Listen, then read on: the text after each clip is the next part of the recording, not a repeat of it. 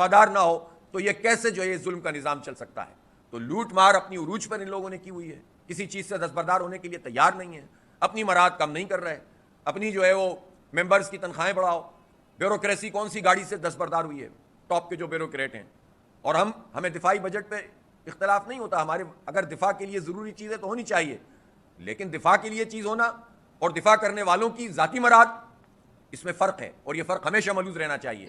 قوم سے جب آپ قربانی کا مطالبہ کرتے ہیں تو پھر قوم کے لیے قربانی دینے کا بھی آغاز کریں، جرنیل کریں، ججز کریں، سیاستدان کریں، جاگیرداروں پہ ٹیکس لگے، ٹیکس نیٹ میں سب کو لایا جائے اور پتہ کیا جائے سب کے اثاثے باہر کتنے ہیں، کس کس نے اپنے بچوں کو کہاں کہاں پر جا کر پہلے سے ایڈجسٹ کیا ہوا ہے کہ جب فارغ ہوں گے یا تو کوئی نوکری ملے گی کسی تازہ دم ادارے میں یا پھر باہر چلے جائیں گے۔ تو پاکستان میں جو ایک خاص قسم کا حکمران طبقہ تشکیل پا چکا ہے، یہ حکمران طبقہ، اس کے اسٹیکس ہی پاکستان میں نہیں ہیں۔ جب اس ملک میں ان کے اسٹیک نہیں ہیں، ان کے بچوں کے اسٹیک نہیں ہیں، تو یہ پاکستان کے بچوں کے لیے کیا کریں گے؟ اسی لیے 2,62,00,000 بچے اس وقت باہر ہیں، اسکولوں سے باہر ہیں۔ 2,62,00,000 کس نے کیے ہیں یہ؟ 77 سال میں کون حکمران ہے پاکستان میں؟ کن لوگوں نے پاکستان میں حکومت کی ہے؟ ابھی بھی 1600-1700 ارب روپے کا تو بجٹ بن جائے گا تعلیم کا جو صوبوں میں موجود ہے۔ 1600-1700 ارب روپے تعلیم پہ کہ بجٹ 4 صوبوں کے ہوں اور 2,62,00,000 بچے اسکول سے باہر ہوں، جو اسکول کے اندر ہیں ان کا حال دیکھ لیجئے۔ جن کی قیادت میں آپ نے بجٹ بنایا ہے زرداری صاحب کی، جا کر دیکھیے کہ اندرون سندھ میں، آپ اندرون سندھ کیا، آپ کراچی کے سرکاری اسکول دیکھ لیجئے، آپ کو پتہ چل جائے گا یہاں کرپشن، اور پھر کہتے ہیں کہ ہم بھرتیاں کریں گے۔ سارا زور بھرتیوں پر ہے، جعلی بھرتیاں، 2 نمبر بھرتیاں، زبردستی جو ہے وہ آپ اپنے پسندیدہ لوگوں کو پیسے دے دے کر جو ہے مسلط کر دو اور اس کے نتیجے میں قوم کو تعلیم سے بھی محروم کرو۔ صحت کی سہولتوں کا یہ حال ہے کہ جو لوگ چیریٹی کا کام کرتے ہیں اور مختلف چیزیں منگواتے ہیں، آپ نے اس پہ بھی ٹیکس لگا دیا، ڈائگنوسٹک کے کٹس پہ ٹیکس لگا دیا۔ اب آپ یہ دیکھیں کہ جو وہ آلات ہوتے ہیں یا چیزیں ہوتی ہیں جس کے نتیجے میں آپ MRI ہے مثال کے طور پر، CT ہے، آپ اسی طرح سے جو اینجیوگرافی ہوتی ہے اس کی کٹ ہوتی ہے اور لیبارٹریز کی کٹ ہوتی ہیں، ان سب پہ بھی بھاری ٹیکس لگا دیے گئے، اور اس کا براہ راست اثر عوام پہ پڑے گا۔ پاکستان میں سرکاری سطح پر آپ نے کیا سہولت دی ہوئی ہے لوگوں کو صحت کی؟ چند ادارے بنا کر، وہ بھی NGOs کی مدد سے۔ آپ یہ کہتے ہیں کہ ہماری صحت کی پالیسی ہے، تو جو پرائیویٹ سیکٹر میں جب یہ بوجھ پڑے گا تو جو پرائیویٹ سیکٹر ہے وہ تو سارا کے سارا عوام پہ شفٹ کرے گا۔ غریب کہاں جائے گا؟ مڈل کلاس کہاں جائے گا؟ تو وہ سارے اقدامات کیے ہیں پیسے جمع کرنے کے لیے کہ جس کا اثر غریب پر اور مڈل کلاس پہ پڑے گا، لیکن وہ اقدامات آپ نہیں کریں گے جس کے نتیجے میں بڑے بڑے لوگ پکڑ میں آئیں۔ اس لیے یہ عوام دوست بجٹ تو ہو ہی نہیں سکتا، عوام دشمن بجٹ ہے، مڈل کلاس دشمن بجٹ ہے یہ، اور اس کو قبول نہیں کیا جا سکتا۔ اب میں ایک سوال یہ اور بھی کرنا چاہتا ہوں، کیا اس وقت یہ جو 18ویں ترمیم ہے، اس 18ویں ترمیم کے نتیجے میں تو صوبوں کو پیسے مل جاتے ہیں، یہ صوبے اب بلدیاتی اداروں کو پیسے کیوں نہیں دیتے؟ اب میں حیران ہوتا ہوں جب کراچی کے جو بھی ہیں، جیسے بھی بن گئے میئر، جب وہ مطالبہ کر رہے ہوتے ہیں کہ وفاق سے ہمیں یہ پیسے ملنے چاہیے، اور وہ MUCT کے لیے عدالتی احکامات کے برخلاف عوامی رائے کو رون کر جو ہے وہ زبردستی قرارداد بھی پاس کرا لیتے ہیں کہ ہمیں چند ارب روپے یہاں سے مل جائیں گے۔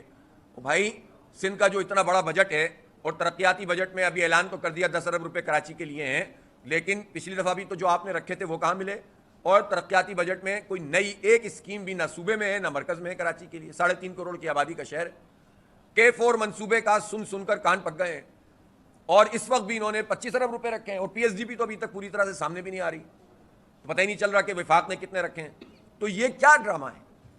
اور اب صوبہ سندھ کی پیپلز پارٹی جو ہمیشہ مزے کرتی ہے، وہ یہ کہہ رہے ہیں کہ وہ ایکنک میں ہوگا پاس۔ ارے بھائی یہ ایکنک کہاں سے آ گیا بیچ میں؟ پہلے کا حساب بتاؤ نا۔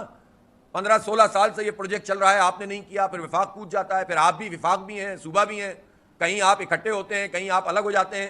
تو یہ جو پورا قوم کے ساتھ کھلواڑ ہو رہا ہے، یہ کھلواڑ بند ہونا چاہیے۔ کراچی کو K4 منصوبہ چاہیے، کراچی کو S3 منصوبہ چاہیے، KCR چاہیے، کراچی کو پروجیکٹس چاہیے۔ کراچی پورا پاکستان کی نمائندگی کرتا ہے، منی پاکستان ہے۔ کراچی میں آپ یہ سب نہیں دیتے، لیکن اسٹریٹ کرمنل دیتے ہیں، قبضہ مافیا دیتے ہیں، زمینوں پہ قبضے کرتے ہیں، سسٹم کے نام سے دھندا چل رہا ہے۔ اور آرمی چیف صاحب کہہ کر گئے تھے کہ یہ سسٹم جو ہے ہم اس کو ختم کر دیں گے، ماشاءاللہ یہ اسلام آباد پہنچا دیا۔ تو اس لیے اس طرح تو یہ نظام نہیں چل سکتا، اور طاقت کے ذریعے، جبر کے ذریعے، حتی کہ عزت کا قانون نافذ کر کے، پی کا قانون نافذ کر کے آپ سمجھتے ہیں کہ لوگوں کی آواز بند کر دیں گے، تو ابھی آوازیں بند نہیں ہوں گی۔ اب یہ آج کے زمانے میں آپ نوجوانوں کی نہ آواز بند کر سکتے ہیں، نہ سوچ پہ پیرا بٹھا سکتے ہیں۔ آپ کو اپنی اپنی آئینی پوزیشن پہ سب کو واپس جانا پڑے گا، سب کو پاکستان کے لیے خود چھوڑنا پڑے گا بہت کچھ, تب جا کر عوام ساتھ کھڑے ہو سکتے ہیں, ورنہ اب یہ خلیج نہیں پاٹی جا سکتی سوائے اس کے کہ یہ پورا مراعات یافتہ طبقہ اپنی مراعات کو چھوڑنے کے لیے تیار ہو اور اپنی آئینی حدود میں رہ کر آئینی پوزیشن پہ واپس جا کر کام کرنے کے لیے تیار ہو. فارم 47 والی حکومت یہی کام کرے گی, اس لیے کہ اس کا عوام سے کوئی تعلق نہیں, وہ مسلط کردہ جبر کے ذریعے سے آئی ہوئی حکومت ہے. ایک جوڈیشل کمیشن بنایا جائے, فل کورٹ ہو بے شک, اور اس کے نتیجے میں فارم 45 کی بنیاد پر جینوئن حکومت ہو اور سب اسٹیک ہولڈر کے ساتھ مل کر پھر بات ہو, تو شاید ہم آگے بڑھ سکیں اور ان حالات سے نکل سکیں. بہت شکریہ. وآخر دعوانا الحمدللہ رب العالمین.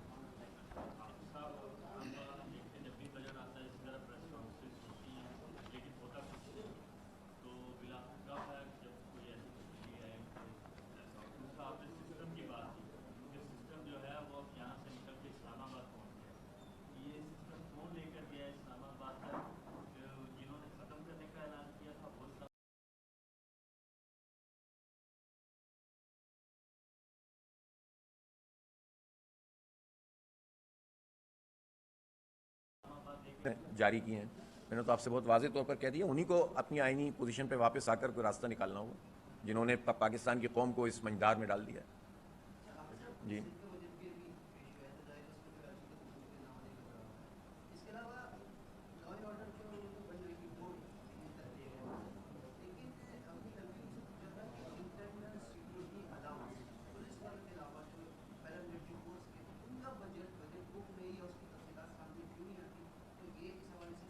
میں نے آج سندھ کے بجٹ کو, چونکہ میں نے ابھی وفاقی بجٹ کو دیکھا ہے, اس کے پوائنٹ بتائے ہیں, تو سندھ والا بجٹ انشاءاللہ یہ منیم بھائی اور ان کی پوری ٹیم اس پہ کام کرے گی اور ہم ہر چیز کو دیکھ کر بات کریں گے. لیکن یہ بات آپ کی صحیح ہے, اگر جیسا کہ آپ کہہ رہے ہیں کہ ساری تفصیلات قوم کے سامنے آنی چاہیے. بھائی ملٹری فورسز ہوں, پیرا ملٹری فورسز ہوں, پولیس ہو, لا انفورسمنٹ جو بھی ایجنسیز ہیں, ان کے حوالے سے جو کچھ بھی ہے بجٹ میں تو اس کا اظہار ہونا چاہیے نا, تاکہ شکوک و شبہات ختم ہو.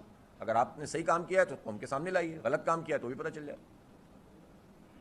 آج دیکھیں ہم جو پریس کانفرنس یہاں پر کر رہے ہیں, تو یہ ہمارے ساتھ منیم ظفر صاحب کراچی کے امیر ہیں, سیف الدین ایڈوکیٹ صاحب تمام قانونی پہلوؤں کو دیکھتے ہیں اور یہاں پر خدمات انجام دے رہے ہیں, نوید علی بیگ صاحب یہ پاشا کے فاؤنڈر ممبر ہیں, جو پاکستان سوفیئر ہاؤسنگ ہاؤسز ایسوسیشن ہے, اور بجٹ کے اوپر بھی ان کا پورا وہ ہوتا ہے, اور آئی ٹی کے حوالے سے, اور خود یہ پورے پاکستان, پہلے صرف کراچی, اب پورے پاکستان کے بن و قابل پروگرام کے چیئرمین بھی ہیں. تو آپ ہمارے پاس یہ سارے لوگ ہیں. اسامہ رضی صاحب کو آپ سب واقف ہیں, یہ نائب امیر جماعت اسلامی پاکستان ہیں اور ان تمام چیزوں سے سب واقف ہیں, پبلک کے تمام ایشوز ہیں. توفیق الدین صدیقی صاحب خود ایک منتخب چیئرمین ہیں اپنی یو سی کے بھی, اور انہوں نے بہت بڑے پیمانے پر ووٹ حاصل کیے تھے, اور یہ بھی ان لوگوں میں شامل ہیں کہ جن کے ووٹ جو ہیں اس کا ریفلیکشن ہی فارم 47 میں نہیں آ سکا اور شب خون مار دیا گیا. زاہد عسکری صاحب واقف ہیں, پیچھے میرے یہ بابر خان صاحب ہیں, انڈسٹری سے تعلق رکھتے ہیں اور ان تمام چیزوں سے واقف ہیں کہ جو انڈسٹری جن چیزوں کو فیس کر رہی ہے, اور یوٹیلیٹیز بنیادی طور پر انڈسٹریز کو نہیں مل رہی ہیں. پھر آپ سہیب صاحب واقف ہیں, اور سلمان شیخ صاحب جو ہمارے میڈیا سیل کے پورے پاکستان کو بھی لیڈ کر رہے ہیں. تو یہ ہماری پوری ٹیم ہے جو سب چیزوں کو دیکھتی ہے. ہم ایسے ہی ہوا میں بات نہیں کرتے. میں اس موقع پہ چاہوں گا کہ اگر آپ کا کوئی سوال نہیں ہے تو بابر بھائی, آپ جو ایک پوائنٹ بتا رہے تھے انڈسٹری کے حوالے سے خاص ہے, اور وہ ظاہر ٹیکنیکل بات ہوتی ہے, ہر آدمی اس طرح سے بیان نہیں کر سکتا, جو اس کو برت رہا ہوتا ہے وہ کرتا ہے. تو اگر آپ چاہیں تو ذرا زور سے بول دیں, پہلے میں سوال کر لیں. ہاں آپ کر لیں اگر مجھ سے کرنا ہے کچھ. جی جی